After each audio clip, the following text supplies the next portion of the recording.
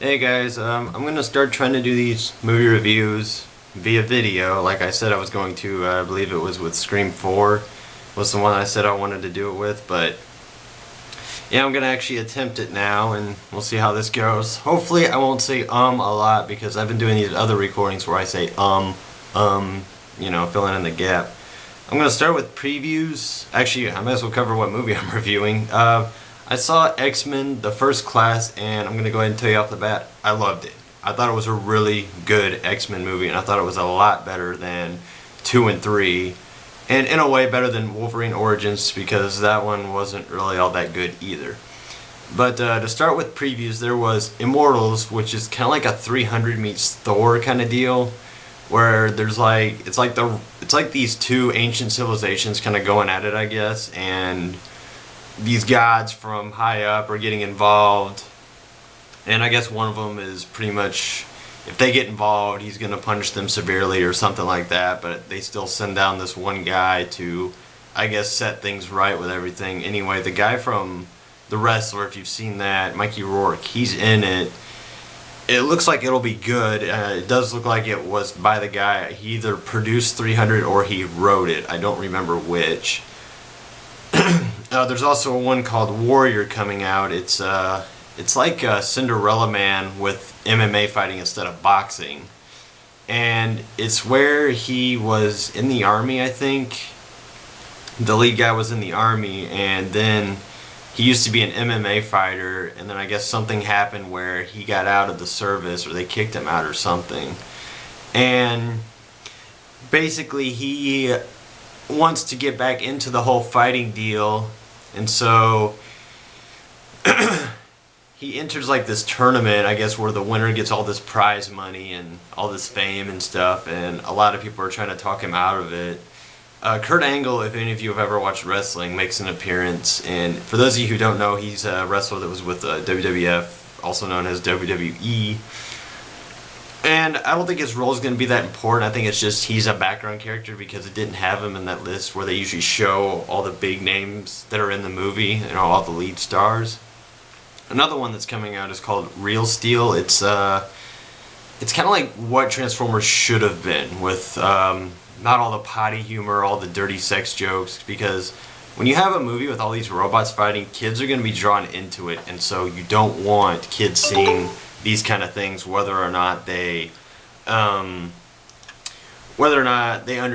them or not. So I think this is going to be a good movie. It has the guy that plays Wolverine in it. It actually took me a minute to figure out that it was him. It was like I was looking at him and I couldn't figure out who it was. I was like, I've seen that guy before. I know I have. And then it registered me that, oh yeah, it's Wolverine. Speaking of which, he makes a cameo in the movie, which he says one line, but it is just the most hilarious thing I have ever seen, or one of the most hilarious things I've ever seen in an X-Men movie. There's also another Jim Carrey movie coming out. It's called Mr. Potter's Penguins. It's basically his dad passes away and he gets these penguins, and so you have all that mayhem with him inheriting these 7 penguins, and they cause him all this trouble. And you kind of know, based on the previews, I already know what's going to happen and how the movie's going to play out, but it looks like it's going to be really funny. And Jim Carrey's one of my favorite comedians. I think he's a really funny guy, so hopefully it'll be good. Hopefully it'll live up to the way I feel about the previews. But you know how previews are with movies. It's usually the previews show all the good parts, or most of the good parts, but not, the plot summary or whatever. And then there's also Rise of the Planet of the Apes. It's like a long title and a mouthful. I honestly don't know what to expect from it because I saw the remake, I believe it was like 10 years ago that it came out, and it wasn't that good to me. I don't know if any of you guys have seen it, but it didn't strike much with me. But this one looks like it'll be different. It looks like it might actually be good because it explains how all the apes rose to power and everything. And I got somebody messaging me on MSN while I'm doing this, but anyway, to the movie, it takes place, in the 1960s, or actually 1950s, when the Cuban Missile Crisis was going on between, it involves Russia putting missiles in Cuba, or attempting to put missiles in Cuba, because the U.S. has missiles in Turkey, Russia's threatened. And yeah, I'm going to go ahead and say that there's going to be minor spoilers, but I'll try to keep it down to a minimum so I'm not giving away the movie in this review. That way you can use it as a reference as to, okay. Anyway. James Andrew McCovey, I believe his name is. He plays Xavier, and for those of you who don't know who that is, he's from Wanted. He was the lead guy in that. He's also the voiceover for Romeo and Romeo and Juliet, which I haven't seen that one yet. It also has Michael Fassbender as Magneto, and I don't think he's really a big name, but he was in Band of Brothers and 300.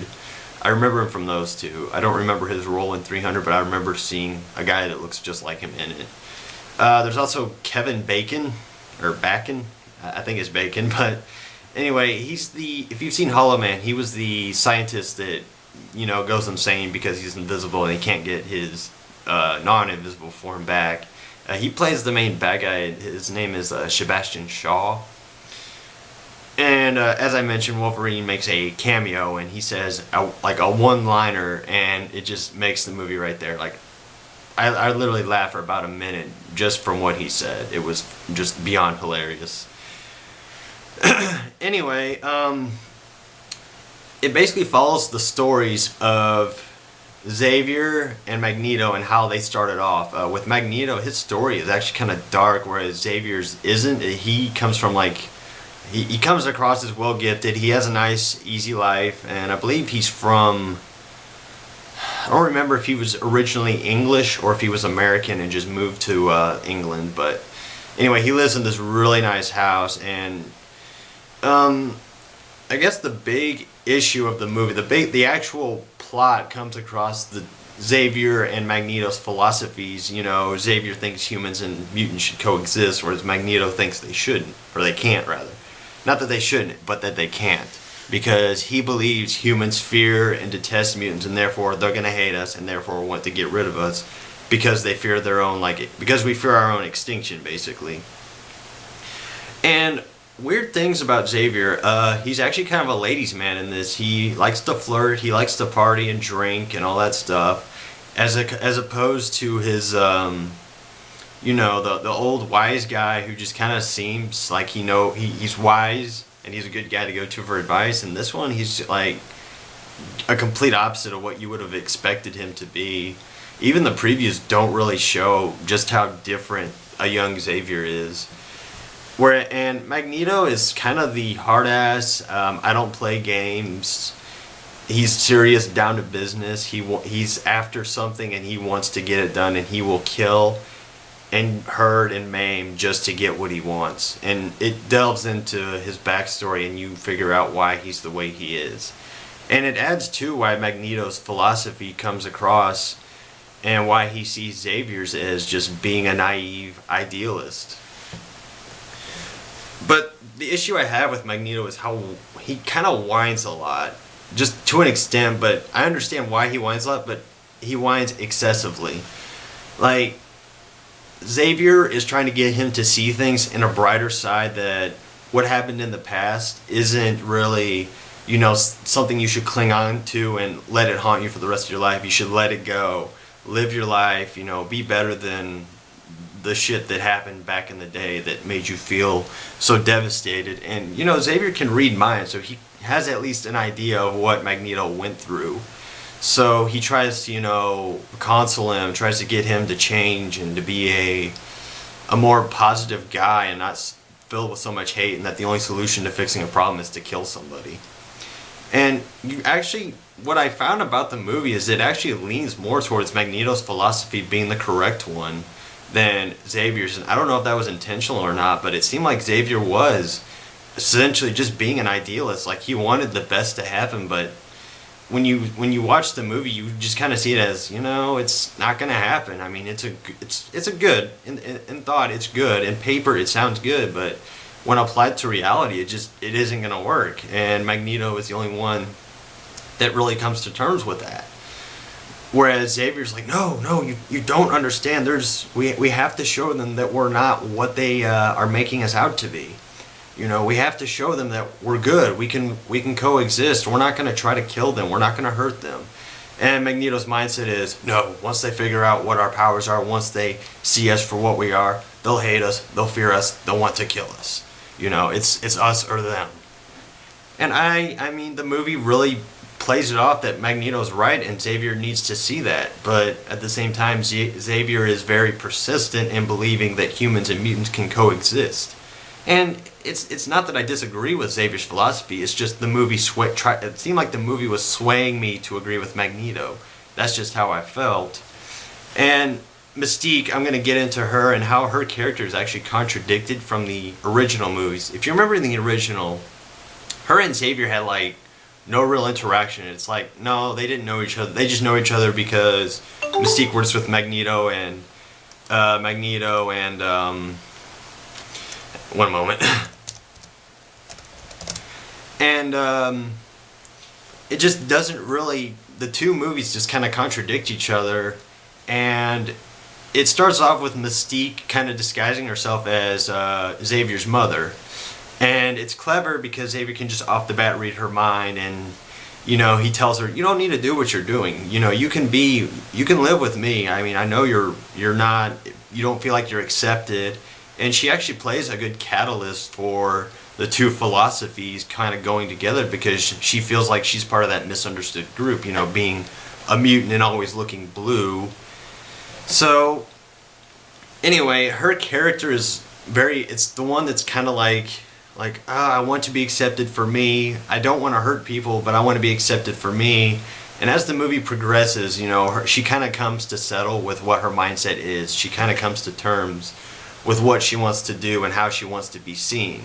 And the movie's effective in establishing that, but the problem is she kind of comes across as a hoe. Like, I get that she's young, a teenager, and, you know, she's confused and she's not entirely sure what she wants to do or who she wants to be with or anything like that, but she goes through like 3 different love interests, and one of them actually just kind of comes out of nowhere.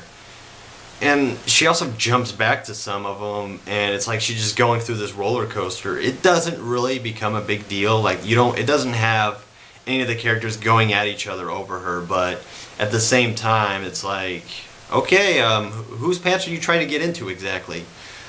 And I guess the problem I'm going to say that I had with all the characters is that it focuses pretty much entirely on Xavier and Magneto. It doesn't really go into any of the other characters' background. And I mean, I could ignore that because none of the characters really looked that interesting to begin with. Most of their powers were just kind of bland, you know. It's like the original cast was better because one of the mutants' powers, actually I'll name a few, one of them is like, she's kind of like a pixie that can spit fireballs. And you know, when you first see it, it's just she can fly, and you're like, oh, okay, so she can fly. But then you see that she can spit little fireballs, and you're like, oh, okay, yeah, not bad. Another guy is where he can adapt, like he could stick his head into a fish tank and instantly sprout gills, or he could be in an underground area, and his eyes would be able to let him see in the dark. Another one is he's kind of like a Cyclops, only I don't know if he shoots it from his hands or if he shoots it from his chest, but he's kind of like Cyclops in that aspect, only he doesn't have to wear shades all the time. Another one is a guy that can basically scream at hyper pitch, and he can kind of create sonic waves with that, like, you know how bats are, how they use hearing, I guess, to see or whatever because they're blind or something like that. Another one is she's kind of like the opposite of Xavier, only she can also read minds, and she has this crystal form which can block off Xavier's mind reading, so he can't read her mind or what she's thinking. And there's the bad guy, Shaw. His power is, I guess, he can absorb energy and then can shoot it back at whatever's attacking him. Like if let's say Cyclops shoots a beam at him, he could absorb that beam and then just shoot it right back at Cyclops. It's basically what his power is. And then there's 2 others. There's a guy that can, I guess, make tornadoes, and then another guy, his name's like Azazel or something like that, and he can. You actually just figure out off the bat that he's Nightcrawler's dad. Excuse me, that he's Nightcrawler's dad, because he can do the same thing Nightcrawler can do, only he's red instead of blue. And for those of you who've seen, like, who know a lot about X-Men, I believe it's Mystique and this guy named Azazel. I believe they're both of Nightcrawler's parents. And it doesn't really do anything with these characters. They're just there. They're just, you know, okay, they're henchmen. You know, the bad ones are the henchmen. You see them, they're helping the main bad guy out, but there's no character to them. They're one-dimensional, and they're not really explained as to what these guys can do. And the same goes for the Good Mutants too, because it doesn't really explain like what their real backgrounds are. You only know a little bit about each one, like what their careers were before Xavier and Magneto find them. And the only characters you really learn anything about are Mystique, Magneto, Shaw, the main bad guy, and Xavier. Those are the only four you really learn anything more about other than what their previous professions. You don't really learn about what their mindset is, about how they feel with given situations, how they feel about being a mutant, other than the general idea of they all want to be accepted, they all want to, you know, be able to be who they are and what they are. And I believe X-Men was made with the original intent of like how the racial issues were back in the day, like how, you know, non-white people were treated badly and how racial laws were made and everything else. And I believe that's how X-Men is supposed to portray itself. It's like when you're different from the majority, you tend to get oppressed and picked on by the majority because the majority holds all the power.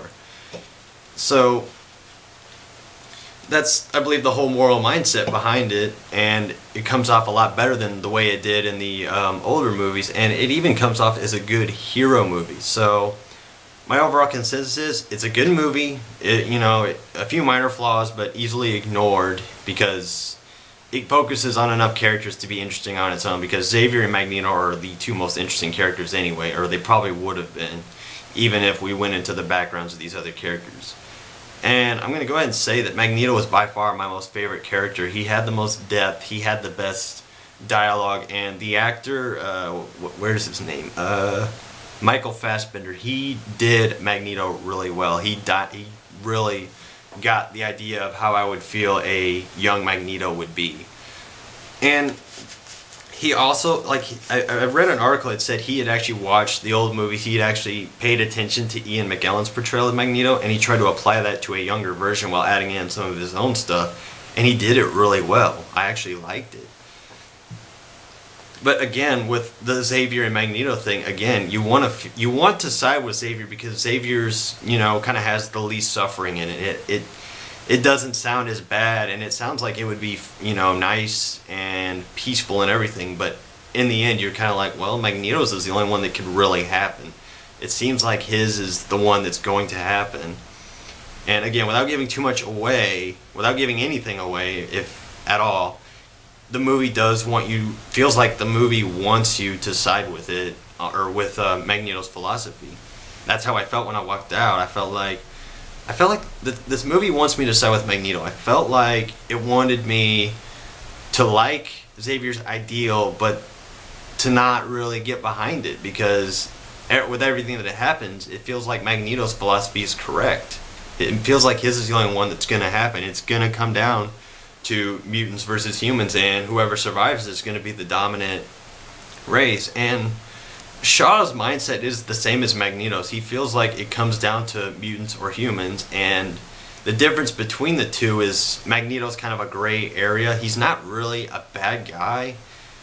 When you watch this movie, you feel like, okay, he's not exactly a villain. He's more of a great character. He feels like the reality he sees is all that's going to be, and nothing can dissuade him from changing his mind, because he hasn't seen anything to convince him. All he sees is the cruelty of humanity and how they treat each other and how they treat mutants. And he doesn't like preach it to everybody, but he just says, this is how it's going to be. You know, Xavier, you have good ideals. I mean, your ideals are good in every sense of the word, but they're not going to happen. I'm sorry. And, you know, he does have that mindset of, if you're not with me, you're against me. But, how much time do I got left on this? I got 5 minutes. Alright. I'm almost done with this review. I know it's kind of long, but there was a lot for me to talk about. And here I am finally on camera explaining it, and I'm trying to keep the uhs and ums down because you want to hear me speak fluently so you completely understand what I'm saying. But